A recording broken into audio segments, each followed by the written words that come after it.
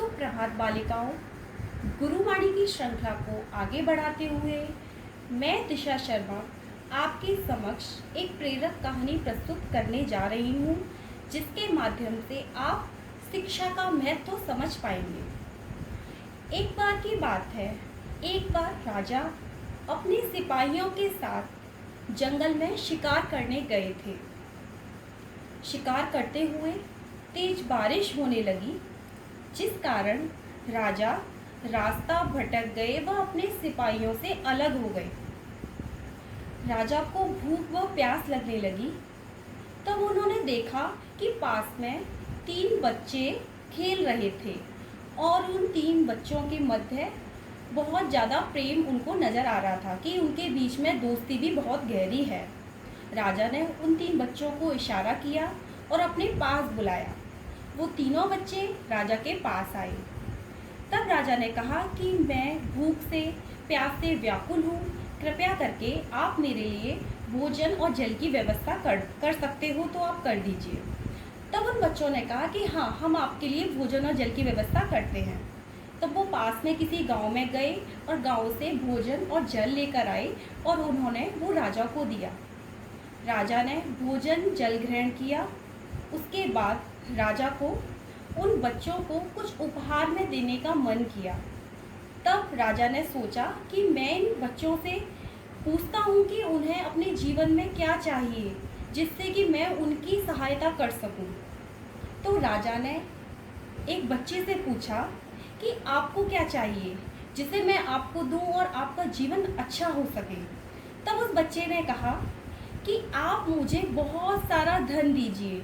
जब मेरे पास धन आएगा तो उस धन से मैं बहुत सारी अपनी उपयोग की वस्तुएं खरीदूंगा और अपने लिए सुंदर सुंदर वस्त्र लेकर आऊँगा।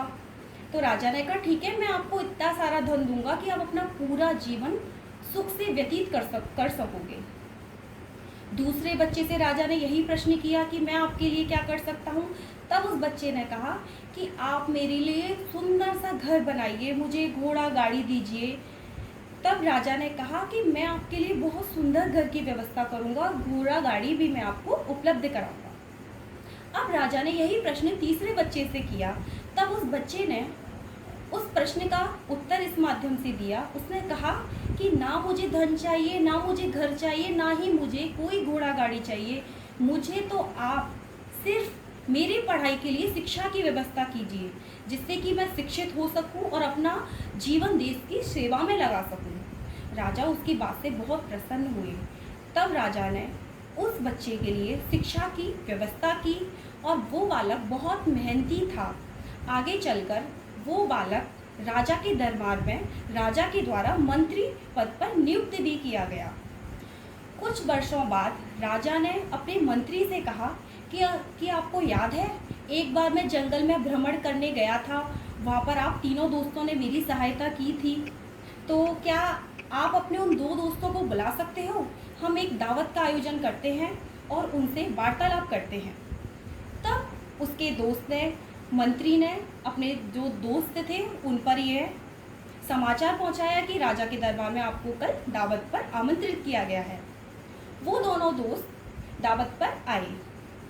राजा ने उनसे एक प्रश्न किया।